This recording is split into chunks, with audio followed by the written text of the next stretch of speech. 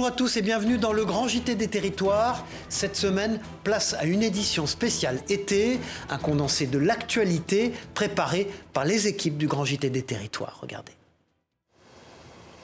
Il ne faut plus qu'une quinzaine de minutes à Christian pour prendre les mesures d'un bâtiment. Grâce à l'utilisation du drone, réaliser des devis de chantier est devenu beaucoup plus rapide. Le principe est de faire en sorte que le drone prenne des photos d'un bâtiment. Ce drone a un GPS, ce qui permet que chaque photographie prise par le drone a ses propres coordonnées GPS. Et ensuite, on prend ces photographies pour en faire des calculs assez complexes pour transformer ces photos, qui sont du 2D, en une maquette 3D. Ce qui permet en fait, à l'artisan du bâtiment de mesurer avec la souris la surface du toit, la longueur des gouttières, la hauteur des pignons pour faire un devis pour poser des ardoises, des isolations. Un gain de temps, mais aussi une économie de moyens humains, comme dans la gendarmerie où les drones sont déjà utilisés depuis 4 à 5 ans. La principale utilisation du drone, c'est justement la recherche de personnes. C'est là où il est plus facile d'avoir une vision, on va dire, 3D d'un événement, plutôt que de déployer une multitude de personnes au sol. Vous prenez une vue 3D, vous avez une vue donc générale, globale, et ça évite, déjà ça permet de gagner du temps au niveau du survol, de la surveillance, de la recherche, et aussi ça vous fait une économie de personnel, quoi. Grâce à l'innovation, les métiers évoluent, mais les formations aussi. La rentrée prochaine, nous allons accueillir la première année de Bac Pro qui intègre le nouveau programme avec l'usage de nouvelles technologies comme des scanners 3D, fixes, mobiles, mais aussi l'usage de drones dans les métiers de géomètre-topographe. Donc c'est imminent, c'est tout de suite. Pour pouvoir enseigner ce nouveau programme, le lycée doit s'équiper d'au moins 3 drones. Un achat qui s'élèverait entre 75 000 et 105 000 euros. Pour les pompiers, l'entraînement est vital. Alors pour coller au plus près du réel, les secouristes organisent des opérations grandeur nature pour mieux se préparer aux situations les plus extrêmes. À Chambéry, 8 Mont-Blanc a pu se glisser au milieu d'un exercice incendie. C'est très spectaculaire, regardez. L'alerte a été donnée par un riverain. Ce dernier aperçoit de la fumée blanche sortir d'un toit. Quelques minutes plus tard, les premiers pompiers arrivent sur place. Une fois l'incendie localisé, le balai de secours se met en ordre de marche. Je prends le commandement, tu bascules sur 602. Un exercice réaliste pour ces pompiers dans les rues étroites du centre de Chambéry où les habitants ont été joints, car eux aussi doivent s'entraîner à réagir en cas d'incendie. L'objectif, c'est vraiment de se dire on va vivre une situation et on fait vivre à la population une situation presque réelle. Donc du coup, on simule un incendie avec de la fumée et on fait intervenir en fait les gens qui habitent là notamment c'est un immeuble avec différentes habitations pour les évacuer. On sait que dans les structures anciennes, donc dans les villes anciennes, le bâti est complexe. C'est des ruelles, l'accessibilité est complexe et la propagation du feu se fait vraiment rapidement. Donc il faut s'entraîner pour être plus performant. En plus de la soixantaine de pompiers mobilisés pour l'occasion, des secouristes de la Croix-Rouge, des policiers municipaux, des élus ou encore des agents d'Engie ont été mobilisés. De quoi travailler en interservice pour fluidifier les futures interventions. Chaque fois qu'il y a un appel pompier, qu'il y a un feu ou quoi que ce soit, on est appelé et on doit intervenir. Soit on sert à quelque chose, soit on est là juste au cas où ça se propage. Et pour piloter l'ensemble de ces services, un poste de commandement est situé à quelques rues de l'incendie fictif. Ici, le plan d'intervention, de secours et de sécurisation est planifié. Ce véhicule est armé par une équipe qui permet simultanément de récupérer les informations qui se passent sur le terrain, de passer des ordres tout en suivant tous les aspects de l'intervention, la situation tactique, prendre en compte tous les messages, les demandes de renfort et puis gérer aussi l'organisation des transmissions. Des exercices de grande ampleur comme celui-ci sont réalisés une fois par an en réunissant une centaine de professionnels et de figurants. Dans un environnement international aussi incertain, il n'est pas facile de communiquer pour les grandes entreprises françaises, notamment celles du CAC 40. Guerre en Ukraine, augmentation des droits de douane aux États-Unis, caprice boursier aussi. Le rôle de ces directeurs de la communication est donc essentiel pour relever tous ces défis. Un récent classement vient de révéler quel est celui qui se distingue le plus. Explication de Christophe Rigaud. Depuis plus de 20 ans, Vincent Delaveissière observe à la loupe les entreprises du CAC 40. Il propose tous les 2 ans un classement des meilleurs dirigeants, mais surtout une étude fouillée de plus de 700 pages pour tout savoir sur ces grandes entreprises. Pour établir son classement 2025, Vincent de la Vessière a mené une enquête marathon de plus de 6 mois. J'interviewe près de 200 journalistes français et anglo-saxons, du soin de me parler des patrons du CAC 40, des entreprises du CAC 40 et des DIRCOM du CAC 40. Pour cette 11e édition, c'est le directeur des relations extérieures du groupe LVMH, Jean-Charles Tréant, qui a été élu meilleur directeur de la communication 2025. Arrivé chez LVMH en 2017, il travaille sous l'égide d'Antoine Arnaud, qui dirige l'image du groupe et qui a tenu à le féliciter sur le réseau social professionnel LinkedIn. Une distinction amplement méritée, a écrit Antoine Arnaud à propos de Jean-Charles Tréant. Aujourd'hui, le poste très stratégique de directeur de la communication est particulièrement exposé dans un contexte international mouvementé. Toutes ces entreprises affrontent simultanément 5-6 crises. On a eu la guerre géopolitique avec le conflit en Ukraine et le conflit au Moyen-Orient. On a la guerre énergétique, on a la guerre industrielle, on a la guerre commerciale avec les barrières douanières qui se multiplient en Chine ou aux États-Unis notamment. Et donc le DIRCOM, il doit faire face à tout ce monde extrêmement mouvementé, extrêmement violent. Enfin, le titre de meilleur dirigeant du CAC 40 2025 a été attribué à Patrick Pouyanné de Total Energy, un patron très géopolitique qui a acquis un rang de quasi-chef d'État dans un monde où l'accès à l'énergie est stratégique. Depuis plus de 600 ans, la Poste évolue au rythme des besoins et des innovations. Le numérique force les agences postales à se réinventer et à proposer divers services pour mieux répondre aux besoins des territoires. Partons maintenant en Moselle pour découvrir différents cas de figure. Un reportage d'ailleurs de Moselle TV. Alors j'ai un recommandé. Dans ce bureau de poste, peu importe la demande, une seule personne se charge du travail. Et du coup, on est à 28,42 €. Un effectif réduit, car les clients sont de moins en moins nombreux. On a perdu une dizaine de % de passages à peu près tous les ans. Donc voilà, aujourd'hui on est à 65 visites jour. Je pense qu'il y a 5 ans on devait être à un peu plus de 100 visites jour. Et dans certaines communes, ces bureaux ne sont plus seulement de simples agences postales. Reconstruit en septembre 2024 après avoir été détruit pendant les émeutes, ce bureau assure un service postal, mais pas seulement. Donc on va se connecter sur le site de la CAF. Une antenne France Service y a été installée, une opportunité pour les habitants d'être aidés dans leur démarche. Situé dans un quartier prioritaire, ce bureau a aujourd'hui un vrai rôle social. C'est précisément le genre de quartier, le genre de population qui a souvent besoin d'être accompagné. Donc là, on est typiquement dans les missions plus sociétales de la Poste. Ici, pas de bureau de poste. La commune a réaménagé ce bâtiment en 2018 pour y installer une agence postale communale combinée à une structure France Service. L'avantage, c'est qu'on a tout au même endroit. C'est vraiment quelque chose qui est ancré ici et je pense qu'il draine beaucoup de monde. Les gens peuvent acheter des timbres, déposer les tricolis, retirer les recommandés, effectuer les opérations financières de dépannage. C'est vraiment un plus pour notre commune. Des bureaux qui se modifient et se diversifient pour mieux répondre aux besoins des territoires. Nous travaillons en concertation avec les municipalités pour adapter la présence postale, la faire évoluer et faire en sorte qu'elle puisse répondre aux besoins de la population, de nos clients. Aucune fermeture de bureau de poste n'est prévue sur le territoire, seulement des ajustements pour s'adapter à la nouvelle clientèle, quand l'ancienne peine parfois à accepter ces changements.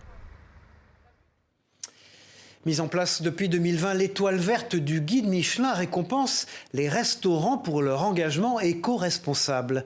Le restaurant de la Loire, déjà étoilé en 2023, a reçu cette année l'étoile verte. Une récompense qui met en lumière une organisation minutieuse, vous allez le voir, de la terre jusqu'à l'assiette. Un reportage de Yanis Boisdane pour TL7 dans la Loire. Arrivage de la matinée, des produits qui viennent de producteurs, des produits qui viennent de la nature et de nos cueillettes de la matinée. Dans cette maison des bords de Loire, parmi les produits frais livrés le matin même, une récompense particulière s'est fait sa place, l'étoile verte au guide Michelin.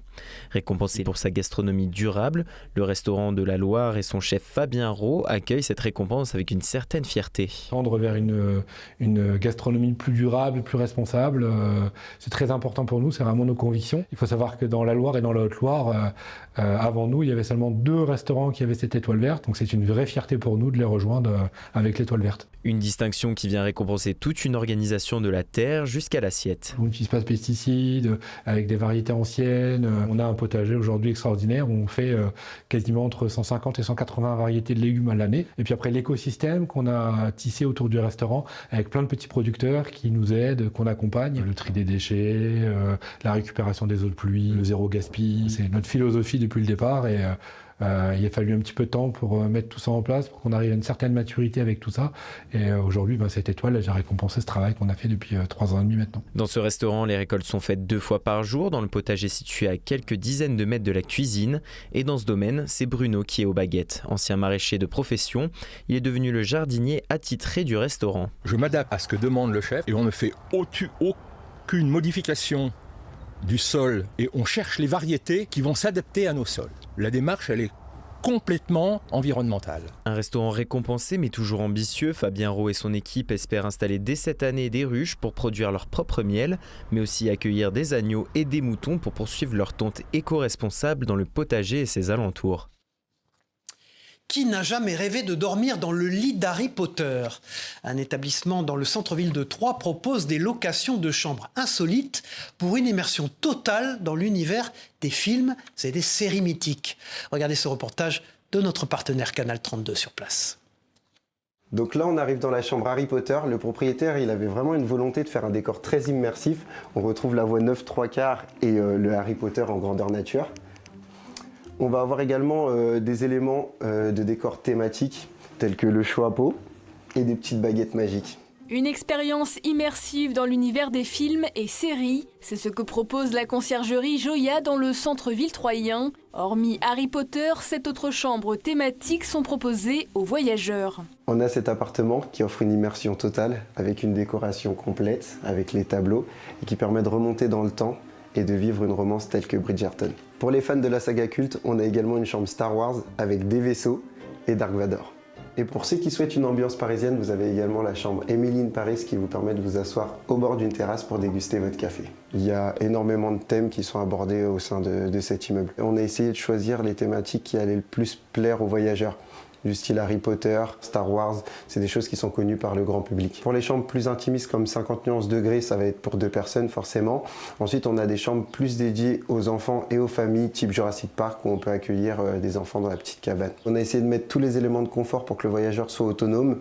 On va retrouver des petites plaques pour faire la cuisine, des frigos, une télévision et tout le nécessaire pour ameubler. Les locations à thème, une nouvelle tendance dans le secteur du tourisme. Plus qu'une simple nuit à l'hôtel, la conciergerie souhaite proposer une expérience à part entière. Le propriétaire il souhaitait offrir une expérience unique à ses voyageurs, pas une simple nuit, mais plutôt un changement de décor, une immersion totale. Il va pouvoir être totalement dépaysé, il ne va pas uniquement dormir dans un logement, il va vivre une expérience. C'est énormément de recherche, beaucoup de travail pour trouver chaque élément. Et c'est un investissement financier assez conséquent. Une salle de sport et un espace extérieur commun aux différentes chambres sont mis à la disposition des voyageurs. Une salle de spa est également proposée en supplément. On retrouve spa, sauna et salle de cinéma privative. Les voyageurs pourront réserver directement sur les plateformes de réservation en supplément en effectuant la demande. Les tarifs démarrent à partir de 150 € la nuitée. De nouvelles chambres sont actuellement en cours de construction. L'une portera sur la série Game of Thrones, la seconde sur le film d'animation Coco Disney, de quoi ravir petits et grands. Connaissez-vous les cafés joyeux ? Ces établissements sont un modèle d'inclusivité. Ils s'implantent partout en France, présents par exemple à Rennes, à Bordeaux, à Marseille, à Strasbourg ou encore depuis peu à Lille. Ces établissements n'emploient que des personnes en situation de handicap. Un concept qui plaît beaucoup aux clients. Présentation avec notre partenaire WEO TV dans le Nord.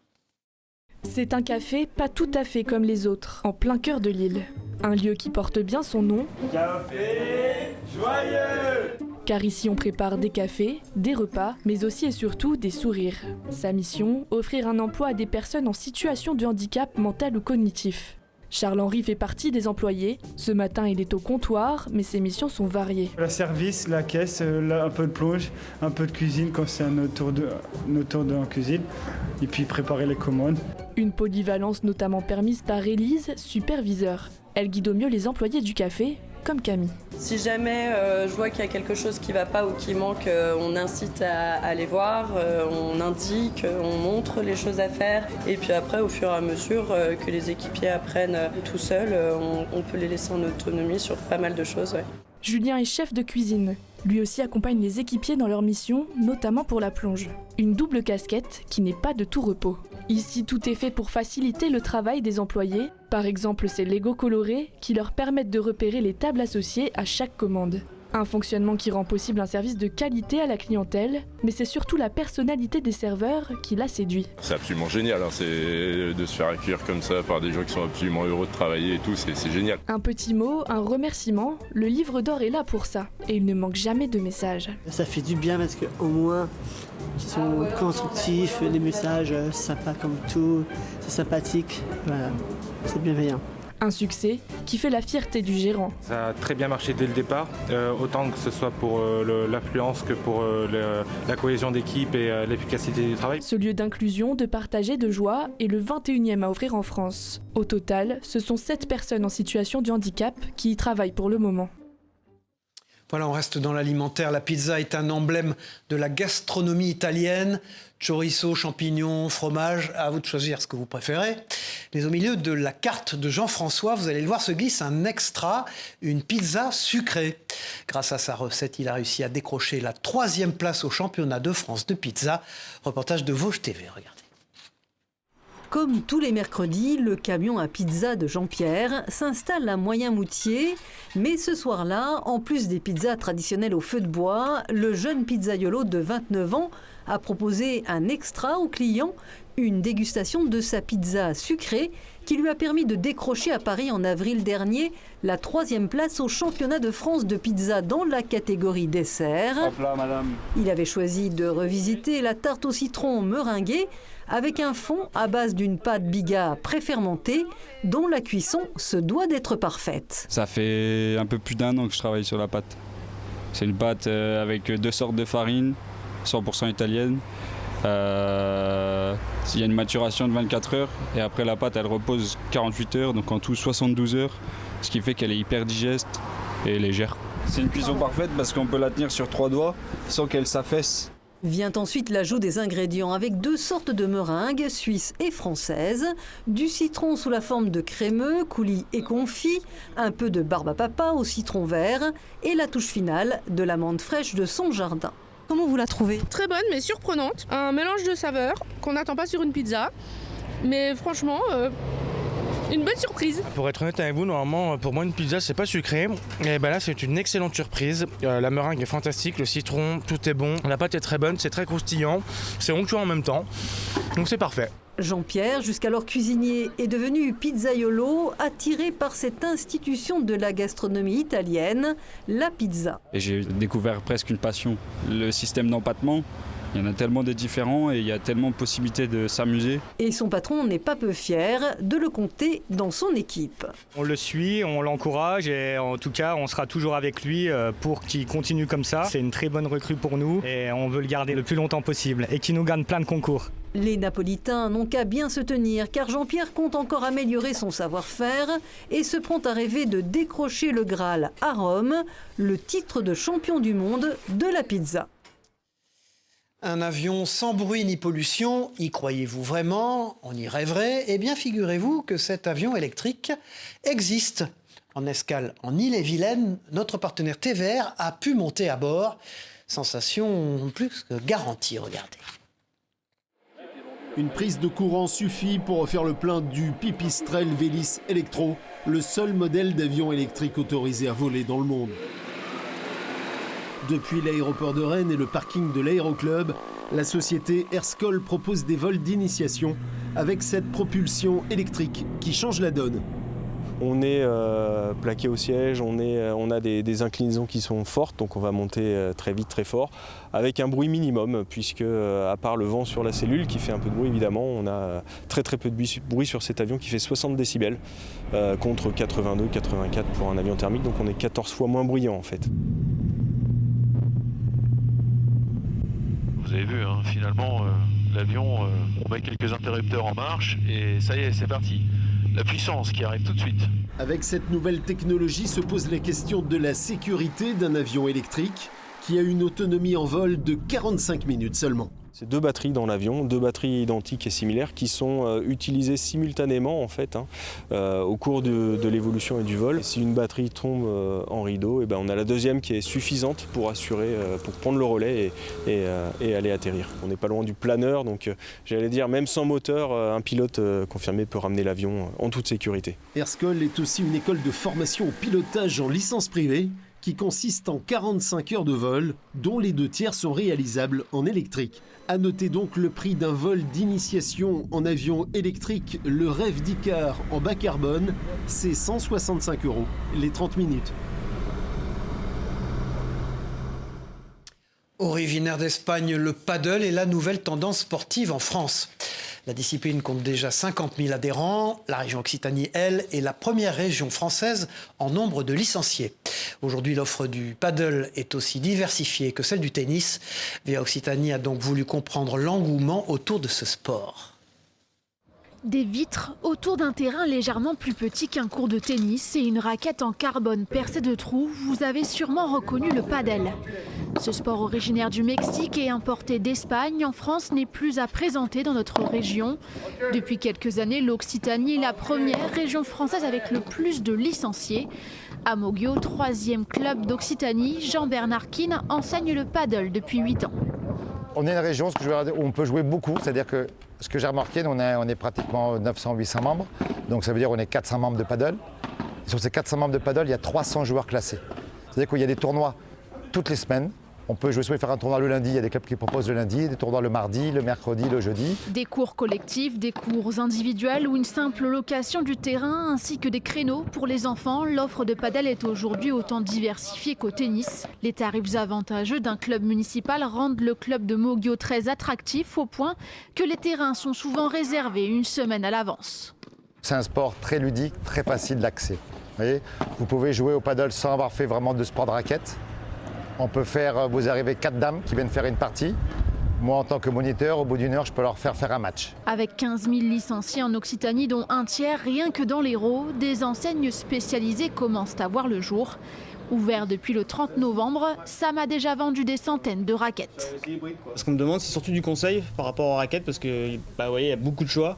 Moi, au magasin, j'ai une centaine de raquettes, mais je pense que sur le marché, il doit y avoir à peu près 600 raquettes différentes. Donc les joueurs, les consommateurs sont un peu perdus dans ce qu'ils doivent acheter. Parce que par rapport au profil des joueurs, si on est plutôt attaquant, défenseur, joueur de gauche, joueur de droite, débutant, confirmé. Des enseignes 100% paddle et des terrains qui se multiplient. Pour répondre à la demande, une 50aine de nouvelles pistes devraient voir le jour d'ici fin 2025 dans l'Hérault. C'est une success story iséroise tout à fait incroyable. Jonas est créateur de robes de mariée. Depuis 10 ans, des femmes de la France entière font appel à ses services, pour leur mariage bien sûr. Un talent qui l'a conduit jusqu'à habiller les candidates de Miss France 2023 et 2024. Rencontre proposée par notre partenaire Télé Grenoble, tout en charme. Des fils qui s'entremêlent pour sceller l'union de 2 destins mêlés. Sous les doigts magiques de Jonas Olozouzian, les rêves de mariage deviennent tangibles et se concrétisent de fil en aiguille en robes resplendissantes. Qu'est-ce qui m'attire ? Je pense que c'est vraiment l'envie de pouvoir créer, de pouvoir accompagner mes clientes dans le choix de leur matière, de pouvoir les conseiller sur la forme, sur leur morphologie, la colorimétrie. C'est vrai que quand on crée, c'est vraiment un package et il y a plein de choses à prendre en compte. C'est pas juste on décide de créer comme ça. Jonas est à peine trentenaire, mais il a déjà le palmarès d'un artiste chevronné d'envergure nationale. Depuis maintenant 10 ans, il crée des robes de mariage et de soirée pour des femmes venant de la France entière. Une success story à l'Iséroise qui s'est bâtie depuis son petit atelier près de Vienne. Et bien qu'il vit à présent dans le sud, il tient toujours à exploiter son talent là où sa créativité est née. J'ai toujours été attiré par ce côté un petit peu Made in France, puisque j'ai travaillé chez des grands noms de la robe de mariée. Donc oui, pour moi, c'était hyper important de mettre tout ça en avant. Pour avoir la chance de briller pour la soirée d'une vie, il faut compter au moins 2 000 € et 1 an pour la fabrication de la robe. Un délai nécessaire pour combler au mieux les désirs de ses clientes. Un talent qui a reçu la plus belle des reconnaissances lorsqu'il a habillé les candidates des Miss France en 2023 et 2024. J'avais celle-ci qui avait été portée par Indira Ampio. C'était Miss France 2023, si je ne dis pas de bêtises. Voilà. Robe entièrement brodée de cristaux en dentelle de Calais. Il y a beaucoup d'heures de travail dessus. Voilà, mais pour vous donner une fourchette, entre 5 et 7 000 €. Jonas ne se limite pas qu'à ses clientes. Pour exercer sa créativité et entretenir sa popularité grandissante, il continue d'habiller des mannequins et de participer à des défilés pour le plaisir des yeux de tous, notamment en Isère. Et puis pour terminer cette édition, laissez-moi vous présenter l'abbé François-Xavier Brantôme. Prêtre d'un petit village du Gers, il est aussi joueur de rugby. Il distribue les sacrements le dimanche matin et les plaquages l'après-midi. 2 influences autour d'une mission, le sacrifice. Écoutons ce prêtre au micro de notre partenaire de la Dépêche du Midi. La messe, on dit que c'est le sacrifice ou le renouvellement du sacrifice du Christ. Et au rugby, j'ai été très marqué par un entraîneur que j'ai eu à Montréal. À chaque fois qu'on prenait le ballon, qu'on recevait le ballon sur un coup d'envoi, il nous hurlait dessus, sacrifice, sacrifice, sacrifice. Parce que le rugby, comme c'est un sport où on fait des passes en arrière, on est obligé d'aller au sacrifice. On réserve une prière pour l'avant-match et une autre prière pour après le match. Mais ça fait partie de confier tout ça au Seigneur. Et puis après les rituels habituels, je me mets le bandeau autour de la tête, un petit peu de vaseline sur les tempes et sur le reste pour que ça glisse mieux à l'impact. Voilà, c'est la fin de cette édition du Grand JT des Territoires. J'ai été ravi de vous accompagner. Merci à tous de nous avoir suivis. On se retrouve très vite pour une nouvelle édition.